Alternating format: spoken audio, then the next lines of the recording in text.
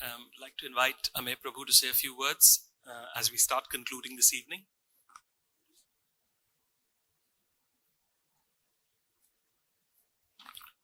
Good evening, and I know being the last speaker is one of the tougher jobs in the world, and I know it's been a long day for all of you, but everyone, thank you for being here. I was very listening to the IMEC part of the session. It was quite riveting, and I'd really like to thank all the panelists for making some excellent points. I wanted to just respond to some of the points that were made. I think one of the points which, interestingly enough, there's a lot of strong Indian connection with a lot of these countries. For example, Jordan was one of the countries that were mentioned on the IMEC. Largest FDI in Jordan is from India.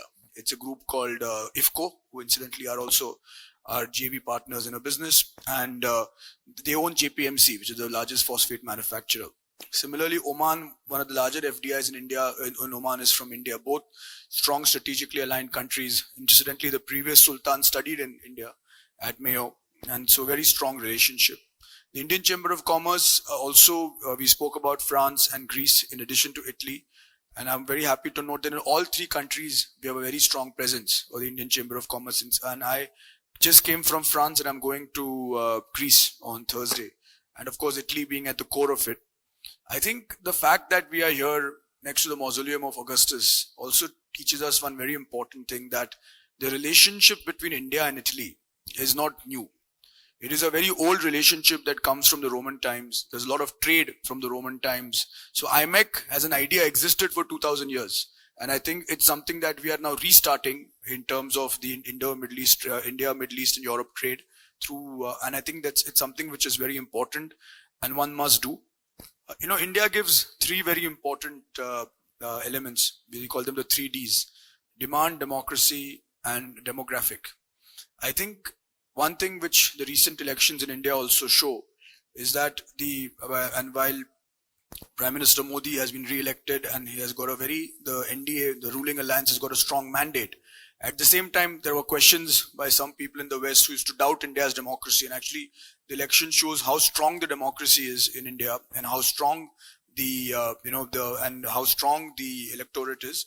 And at the same time, it gives a very strong mandate as well for our Prime Minister to continue the good work that he's been doing for the last 10 years, at least for the next 5 years before the next election. So secondly, if you see the relationship that has now developed between our two leaders, I think that's something which is very strong. And I think very often you need personal relationships for countries to move forward. And I think the fact that Prime Minister Meloni and our Prime Minister Narendra Modi ji share such a close equation really heralds a great future for both our countries as well as for the IMEC. Also, I think what is important is Vas has been talking to me about this a lot. I also briefly saw the presentation from the port of Trieste, and I think the day is not long, where I think if you'll start seeing Indian investors in infrastructure in Europe, including in Italy. And while from a geopolitical angle, I think what is very important is for countries like the European countries, which also share strong democratic values like we do, to work together, because ultimately it's in a democracy that we can truly achieve the greatness that we want our people to achieve. So I think not only are we aligned with Europe on common values such as democracy and human rights, but we are also aligned with Europe on integrating the IMEC even further and moving forward on that. And again, whatever the ICC can do to promote this, to support this as a Chamber of Commerce and a Chamber of Business, we'll continue to do. So Vas is a great, I would say, ambassador of the Indian Chamber of Commerce here in Italy. I think he's done great work.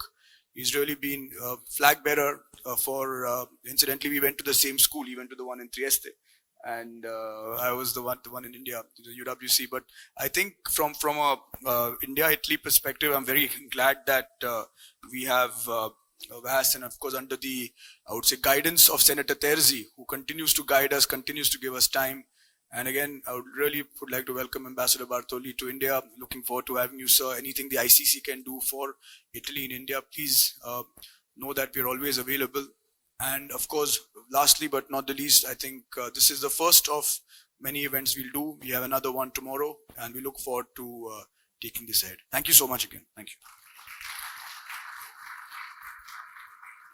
Thank you, Amey. And as our evening comes to an end, we will end it on the note of wine, another export from Italy to India. So while, India was lost for a couple of barrels of wine, unfortunately not Italian wine, but Spanish wine. When the British landed at Jahangir's court, they were aware of his fondness for the red wine, and they took wine from Alicante. And that's how they got, Sir Thomas Roe got his first concessions from the Mughal Empire. But today we are talking about Vinitaly in India. We have Dr. Rahul Barbieri from Verona Fiere, who's graced us today, and we're announcing Vinitaly India preview this November. We'll have a short video to talk to you about Vinitaly, and then I'll invite Dr. Barbieri to say a few words, and then we'll go drink and eat like every Indo-Italian festival must end. So please.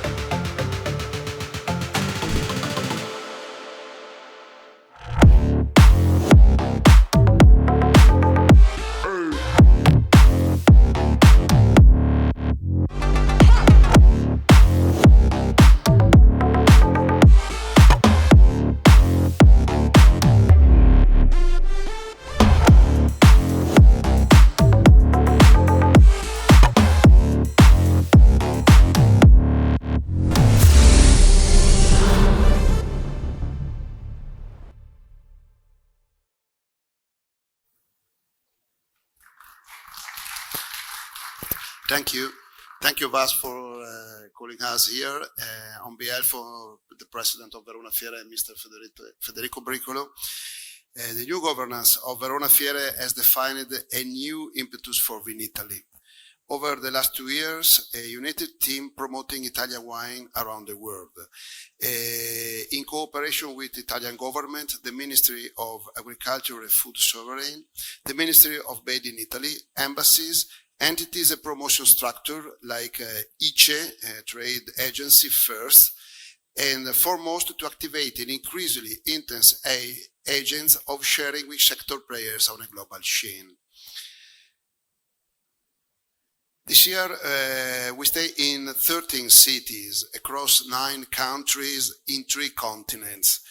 This was repeated in 2024 edition in 18 cities across 15 countries and 3 continents. This operation created in Verona almost 30,000 international operators from 140 countries to Verona last year.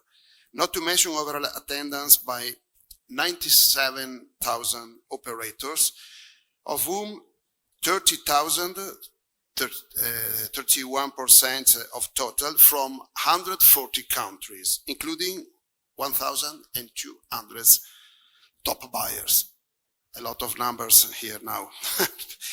This year, our program included the agreement signed during last Vinitaly between Verona Fiere and the Indian Chamber of Commerce from 2024. Thank you, Vas, for this.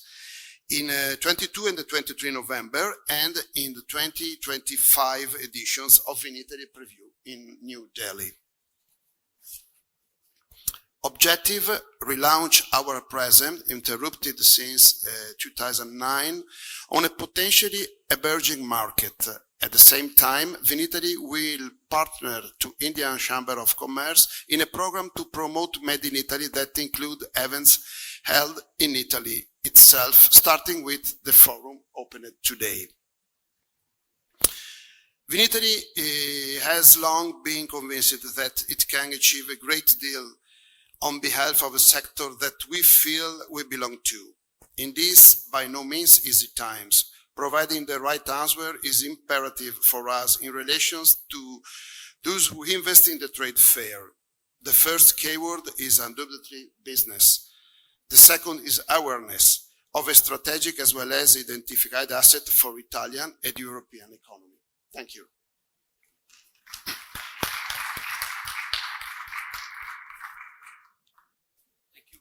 Thank you very much, Rahul. And on that note, I think we've declared the arrival of India on the global stage from a very, very significant point of view, which is the altar of Augustus. We're going to have another decade probably of very interesting times. We live in very interesting times of war. We all hope that India and Italy can be those beacons of peace. Because there are two empires that were forged in bloody wars and understand the value of peace. I'm not going to hold you on anymore. I'll invite all of you to join us for drinks and food on the terrace. It has a decent and nice view. It might be a little warm, but there's wine, there's decent food, and enjoy yourselves, and thanks for joining us again today. Tomorrow we have business-to-business programs at Union Camere and Piazza Salustio. So whoever of you would like to join us tomorrow are more than welcome. Good evening, thank you again, and have a good evening.